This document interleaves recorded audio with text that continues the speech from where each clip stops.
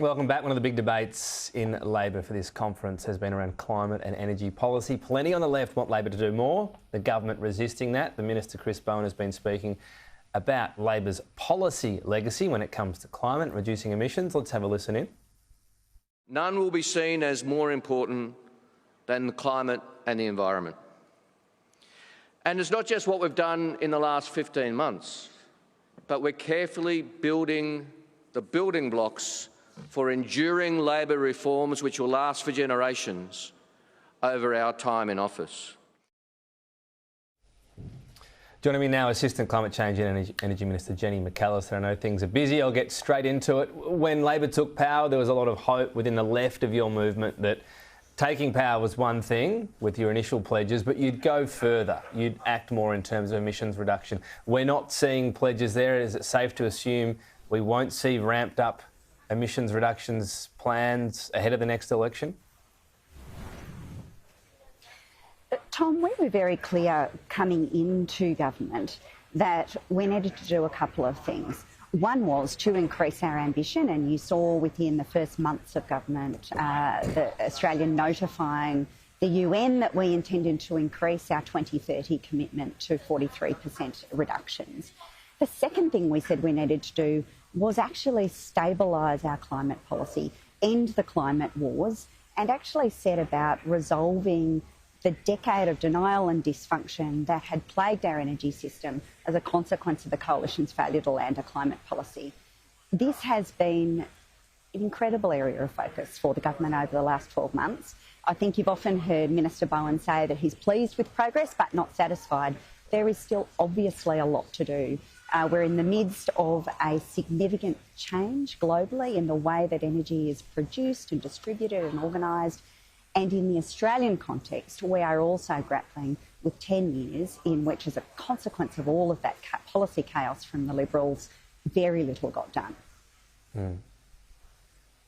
So casting forward, though, because that's what this conference is about, for those within the left of the Labor movement who are hoping for more ambition, the current policy is 43% emissions reduction by 2030.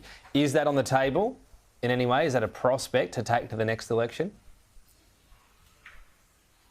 Look, I think we've made it clear where our priorities lie. Minister Bowen's indicated that he is initiating shortly the process to ask the Climate Change Authority for advice on these matters. We've indicated that we will develop sectoral plans to start shaping our pathway towards net zero in 2050. But what's really needed here is a steady and predictable approach to climate policy and to energy policy. This has been missing for a decade, and I've got to say that actually across industry, but also the conservation groups, the methodical way that we're going about it, I think, has been welcomed. For my part, I really appreciate the constructive way that those organisations, both business and community, have engaged with us. They've been excellent and I think willing to talk to us in an adult and serious way. All right, it sounds like situation normal on that front, or the status quo remains. What about the other aspect that a lot within the left are pushing for? That they point to the IPCC saying we have to limit how much new coal and gas is extracted from the ground. Can you point to any difference between the previous coalition government and your government on the new coal and gas approvals? Is there any difference in policy between the two governments? Look, again, we've been really clear that we'll apply the environmental law to new projects, whether they're resource projects or other kinds of projects.